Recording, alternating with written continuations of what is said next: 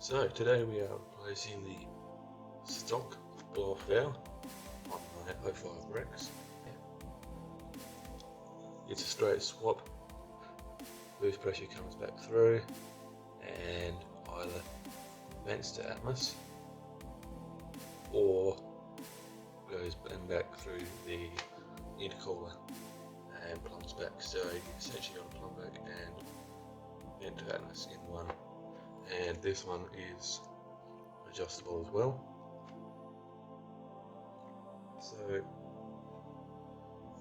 this one's pretty easy. All we need to do is actually remove this one. Just two screws here. There's a hose down here as well, the other side. Just show you that one. That's this hose here.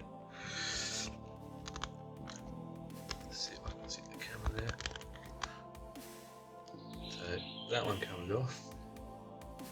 This T-piece has got a clamp down here, spring clamp, and we replace that. You can see it down here, spring clamp, and that comes off.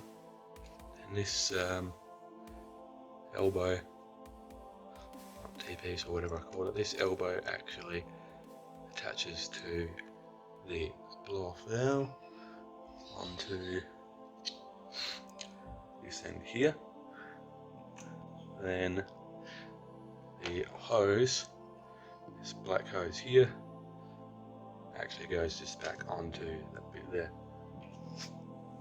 So you'll need a socket.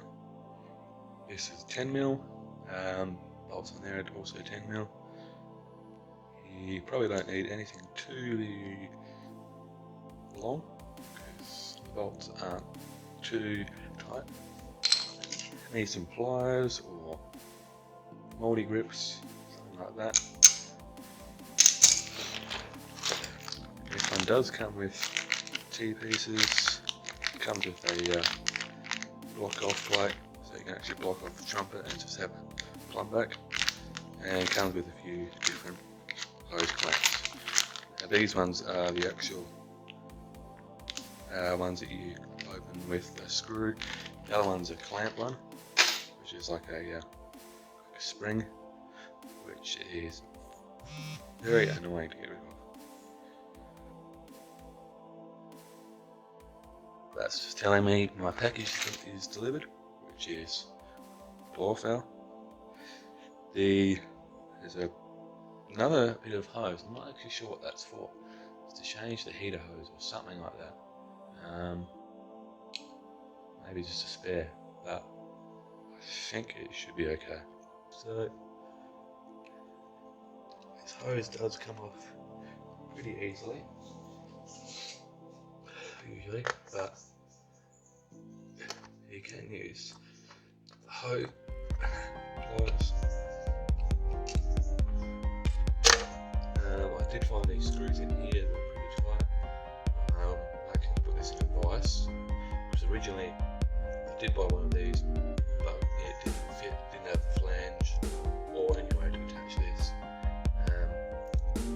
So they are quite tight. I had to put it in a vise, spray some WD-40 in there, and I actually put a lot of pressure on the screws to undo them. So they should be loose enough now. Do this.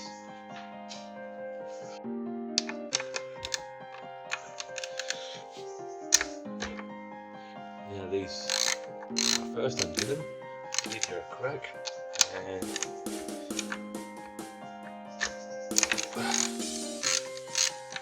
that's just the bolts lifting up. So you can't actually pull this up too much. Pull up a tiny bit, and then around this other side, you can't see on the camera.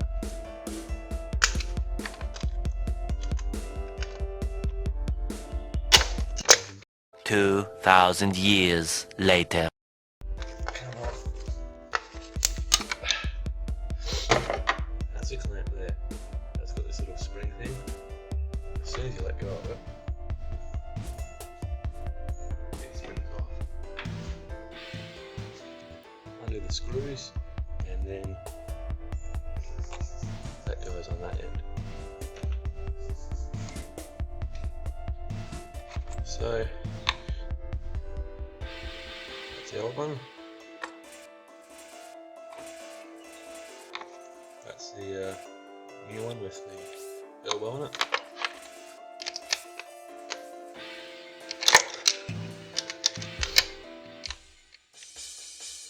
I don't want it too tight. Just tight enough that it won't move. Our next job is put the flange on. Only goes one way. Essentially what you can do is, what I've done here is put the flange on. Oops, put the flange on and put the bolts through the flange. And this is the part that can get a bit awkward. Just gotta wriggle it down.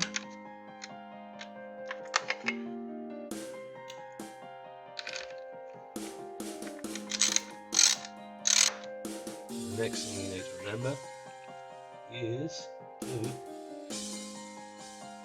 put this hose back on. Now you might not have one like mine. Mine actually got this T-piece, and this blue line that you can see goes back to my boost gauge. Make sure the car starts and there's no leaks. So I'll go and do that. So it's going to start the car up now. You want to make sure that it's all clear of tools. I've moved my camera back as well.